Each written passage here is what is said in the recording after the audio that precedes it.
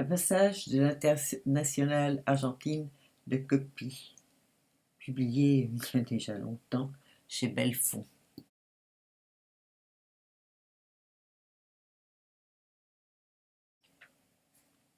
J'avais eu tort de faire écouter à l'ambassadeur ma conversation téléphonique avec Nicanor. En fait, j'avais également eu tort de me montrer en public avec lui, et surtout dans les circonstances de ce matin, à l'Arc de Triomphe. Je me demandais si tout cela n'avait pas été orchestré par Sicampa en personne. Je savais l'homme machiavélique, et je me rendais bien compte de l'adresse qu'il mettait à multiplier les tentations pour me pousser, dans les 24 heures, à accepter l'étrange pacte qu'il proposait. Moi aussi, j'avais pressenti depuis 1 an au moins que le prochain président démocratique en Argentine serait un civil étranger à la politique, et que son rôle serait plus symbolique que réel.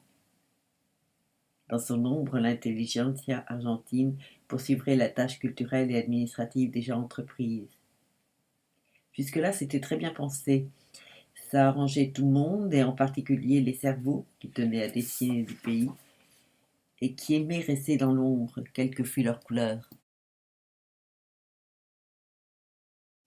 Mais sur un point, M. Sicampa et ses amis s'étaient trompés.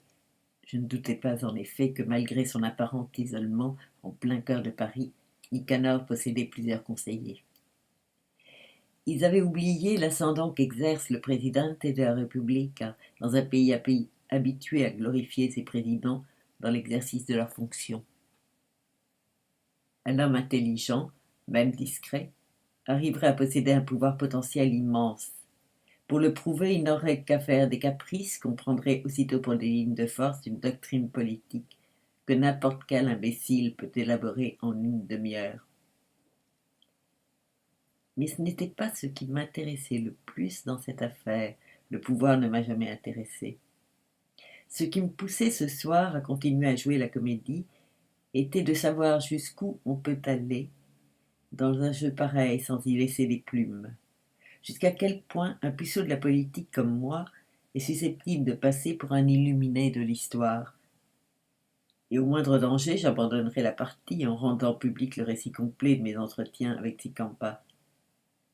Tel était mon plan, qui arrangeait plutôt ma conscience intellectuelle. Je savais cependant que devant un adversaire comme Sicampa, mon plan risquait d'être modifié à plus d'une reprise.